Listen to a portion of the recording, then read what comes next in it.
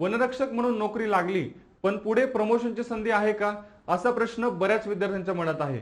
चला जाणून घेऊया. विद्यार्थी मित्रांनो, महाराष्ट्रात वनरक्षक म्हणजेच फॉरेस्ट गार्ड ही नोकरी मिळाल्यानंतर पुढे चांगल्या प्रमोशनच्या संधी असतात. साधारणपणे प्रमोशनची साखळी अशी असते.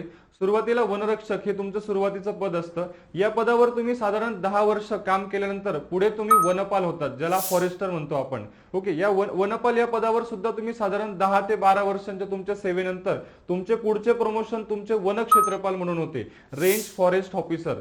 आता वनक्षेत्रपाल या पदावरती सुद्धा तुम्ही 10 ते 12 वर्ष काम केल्यानंतर तुमचं शेवटचं प्रमोशन होतं ते म्हणजे ACF, ज्याला आपण सहाय्यक वन संरक्षक असं म्हणतो. या पदावरती तुमचं प्रमोशन होत असतं. आता ही जी खूप मोठी जबाबदारी विद्यार्थी मित्रांनो, आणि हे पद सुद्धा मोठं आहे. म्हणूनच वनरक्षक ही फक्त नोकरी नाही, तर मोठ्या करिअरची चांगली संधी आहे.